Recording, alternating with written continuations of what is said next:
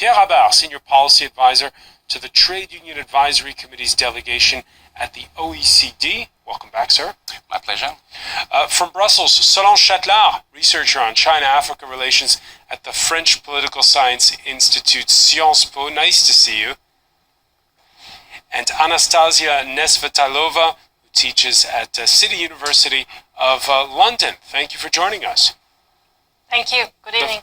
The France 24 debate, where you can join the conversation on Facebook and Twitter, #F24debate.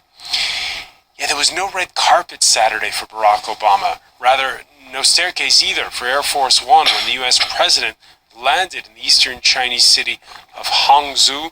The U.S. press called it a deliberate snub and points as well to a shouting match involving UN Ambassador Susan Rice. Cue, if you will, the tweet of the Pentagon's Defense Intelligence Agency. Classy as always, China. Ironic there. Later, that tweet was deleted. Obama himself downplaying it all. Nonetheless, it was a surprisingly fractious start to that summit. Let me begin with you, Anastasia. How do you explain that?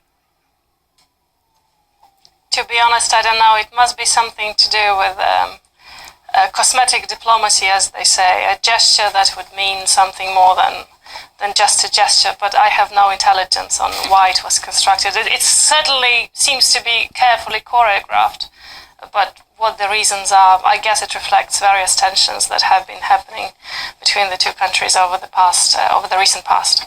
Solange Chatelard, you have an idea on this?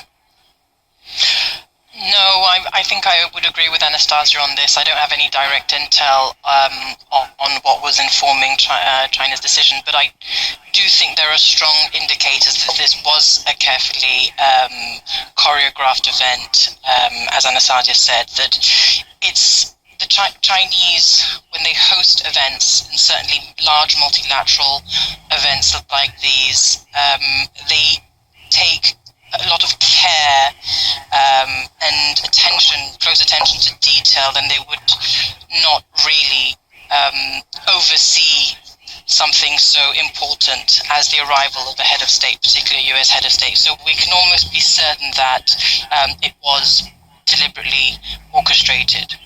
The Chinese press responding in kind this Monday, accusing the Americans of sensationalizing the spats.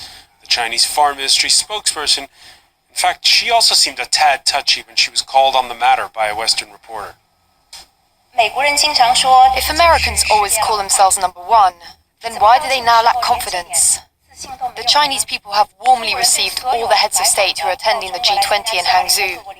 So why would we cause trouble for the US delegation on purpose? I think we actually have a close relationship with the American government. In fact, I invite you to ask relevant officials in the US delegation. Pierre Habart, your thoughts on this? Well, I guess I'll testify that the Chinese are very strict on protocol. I was in Beijing for the G20 employment in July.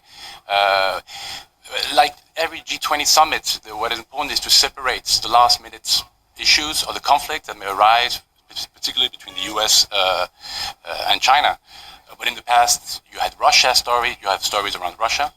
With the outcome of the G20, this summit that is ending today is the outcome of a one-year process. Okay, and what is important is to look at the final communique, what all the G20 economies committed to, including the US and China. Is it tension over the South China Sea? Is it tension over trade relations? For sure, there is, I guess, some security-related issue. However, the G20 mandate is on growth. It is not on security. The G20 was created in 2008, 2009 as a response to the global economic crisis. And that's the initial mandate. How can G20 economies, including China and the US, coordinate their economic policy to at last get away from this low growth trap we are in? And that's where we should look at. That's the key issue that we should, by which we would value, assess the outcome of the G20 summit. But indeed, there's always interference. But the G20 is an economic forum. It's about growth and hopefully inclusive growth. And perhaps we can discuss this later on. And is this a sign, I'll put this to you, Anastasia Nesvetilova, is this a sign of a strong China or a weak China? It's not really a black and white question. I think it's certainly a sign of a very economically powerful China, a regional power, a continental power, but we are quite far away from China being an aspiring world leader or even a hegemon. We don't really know what that vision would be. I doubt the Chinese know. And it's unclear how it fits into the existing institutional framework of global institutions, of global governance. Far from being a hegemon, yet its neighbors don't see it that way.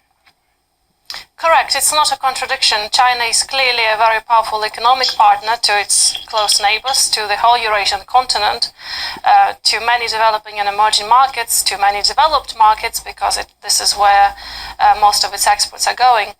But I think we know from history that all, let's say, hegemonic adjustments or transitions, they were very painful and took a long time. And there are actually no signs that China is a very willing, aspiring hegemon. It's a brilliant tactical player that knows how to do business, how to transact transactions, how to seize an opportunity.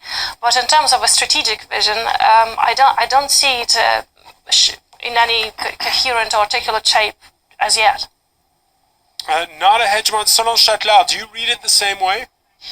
I don't actually. I think although China may not have a very clear and coherent plan at the moment, but I do certainly see it as having both a medium and a long-term vision. Domestically speaking, China has major readjustments to do towards its economy, and it's doing it at a very difficult time while it's integrating into the global economies in entirely unprecedented ways if you look at its economic history and its history of diplomatic engagement across the world. And I think China, where I would agree with Anastasia, is that it's certainly not a willing hegemonic power, but it'll ultimately become one despite itself, malgré lui, if you like. And I think that the leaders of China, both this generation and the future generation, are very much aware of that. And they want an innovation-led China. And they will leapfrog their way into certain very important key strategic positions, which will ultimately lay the ground, I would say, in the future decades, for them to play, if not necessarily a hegemonic role, certainly a central role in the reshaping of global power relations in the near future. So maybe the word hegemon is what's slightly off-putting now, because we'll be entering an era where hegemonic powers may be configured in very different ways, where hegemonic governance will play out in very different ways. But China will certainly will play a fundamental role in restructuring, I would say, global power relations in the near future, and they're very, very much aware of that. And I think that certainly a group, or of course several competing groups of people, are discussing, debating, mapping out competing visions for China and the world in the future. And I think that's certainly underway, and saying that it's not happening would be a big underestimation of what the Chinese are capable of. Chinese capable of. However, there is an important domestic consideration. We're going to bring in Jean-Joseph Boileau. Paris traffic could not keep him away, economist. And